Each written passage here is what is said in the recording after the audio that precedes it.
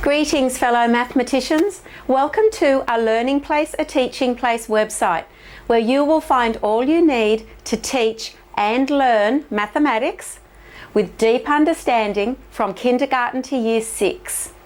This is one of a series of videos where we look at the research behind the pedagogy and the curriculum on a learning place, a teaching place. Today the research comes from Garlikov, Way, Sutton and Kruger, Cobb and William and Black. And they've all done research into using questioning rather than telling children about maths. So the research talks about how it keeps every child actively engaged. Every child is interested. We're starting the questioning at the level of the lowest child and moving through quite quickly to the level of the highest child. You know when you've reached the level of the highest child because no child can answer the question anymore. The children then set about investigating, still asking one another questions, explaining what they're finding through their investigations to one another. It also allows you to see what the children are thinking, and it allows you to develop your relational understanding of maths as well. Making the questions specific and as logically leading as possible and putting them in the right sequence. It means that the children are feeding off one another's answers, and it goes back to what we talked about in the Vygotsky research about children learning within their zone of proximal development. So by asking the questions, the children are coming up with understandings within their zone of proximal development, which is going to be close to the other children's zones of proximal development in the class.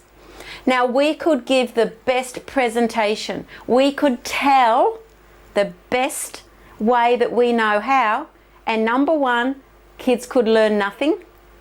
We don't know what they've learned. If I tell in a maths lesson, I finish the maths lesson knowing what I know. If I ask questions in a maths lesson, I leave the maths lesson knowing what the children know. Now, we also need a questioning style. So the questioning style means you're not going to ask a closed question that you already have the answer to.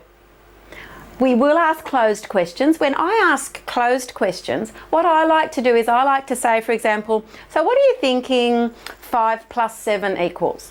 Now, clearly that's a closed question because there's only one right answer. I will ask a whole lot of children. I'll say, what do you think? What do you think? What do you think? What do you think?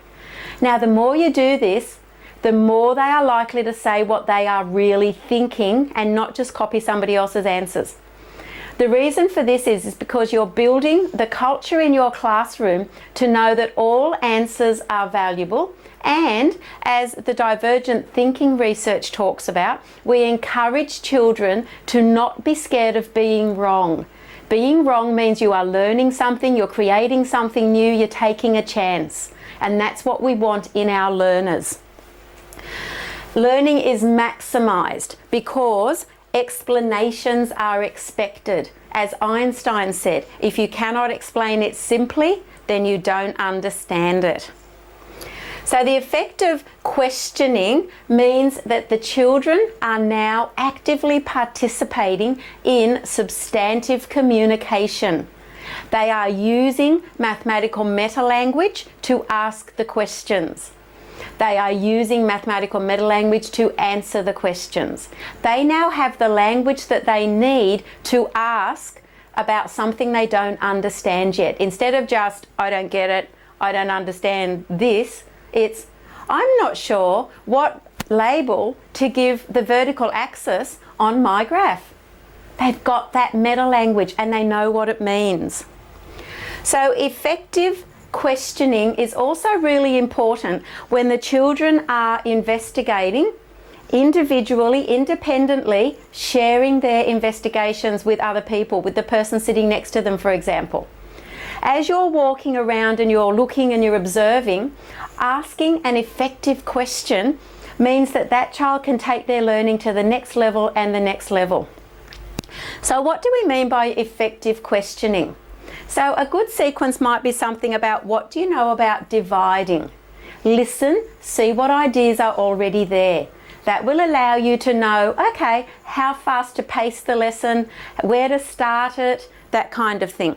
How many ways can we divide by 2? Do they already know that there are 2 ways to divide by 2? If we divide by 2 by making groups of 2, what will we count? Why? If we divide by 2 by making 2 equal groups, what will we count? Why? How can we divide by 2 so that we can pick up a half? Which way is going to allow us to pick up a half?